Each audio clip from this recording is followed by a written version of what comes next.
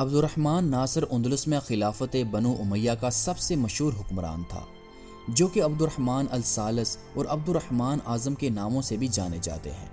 جب یہ تخت پر بیٹھے تو اس وقت اندلس کی حالت بہت خراب تھی، ہر طرف بغاوتیں پھیلی ہوئی تھیں اور بادشاہ کا حکم قرطبہ سے باہر چلنا بند ہو گیا تھا۔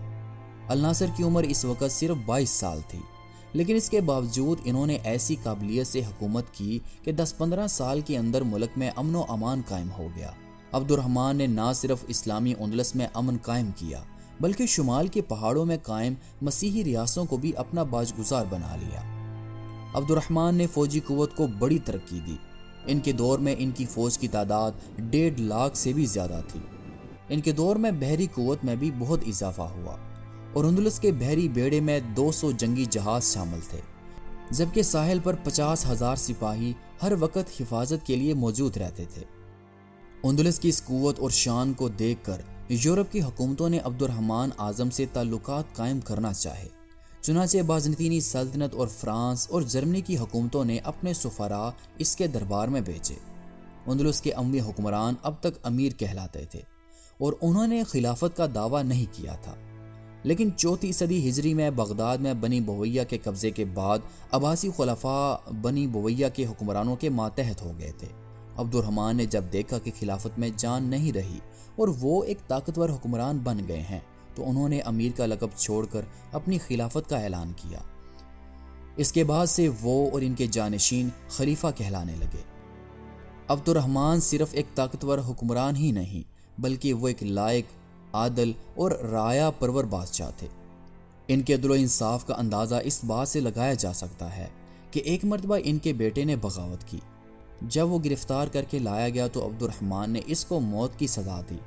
اس پر ولی عہد نے اپنے بھائی کو معاف کر دینے کے لیے گڑ گڑا کر سفارش کی، لیکن عبد الرحمن نے جواب دیا، ایک باپ کی حیثیت سے اس کی موت پر میں ساری زندگی آنسو بہاؤں گا، لیکن میں باپ کے علاوہ بادشاہ بھی ہوں۔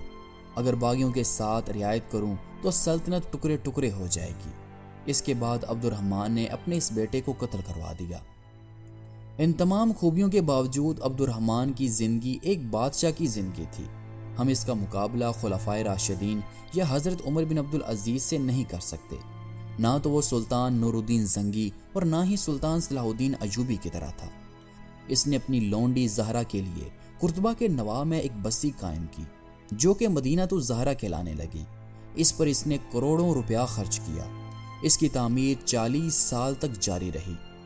اس میں شاہی خاندان کے امراء کے بڑے بڑے محل اور ملازمین کے لیے مکانات اور سرکاری دفاتر تھے۔ اس میں ایک چڑیا گھر بھی تھا جس میں طرح طرح کے جانور پھرا کرتے تھے اور شہر کے لوگ تفریح کے لیے یہاں آیا کرتے تھے۔ مدینہ الزہرا کے محلات کی تکمیل ہونے کے بعد لوگوں نے خلیفہ کو مبارکباد دی۔ جمعے کا دن تھا اور مسجد میں سب نماز کے لیے جمع تھے۔ قاضی منظر نے خطبہ پڑھا اور اس خطبے میں عبد الرحمن کی اس فضول خرچی کی بھرپور مذمت کی اور اسے برا بھلا کہا۔ قاضی منظر بہت دلیر تھے اور حق بات کہنے سے کبھی باز نہیں آتے تھے۔ عبد الرحمن بھی ایک عادل حکمران تھا، اس لیے اس نے قاضی کی باتیں صبر سے سنی اور اپنی غلطی کا اعتراف کیا۔ عبد الرحمن کے بعد اس کا بیٹا حکم ثانی تخت نشین ہوا۔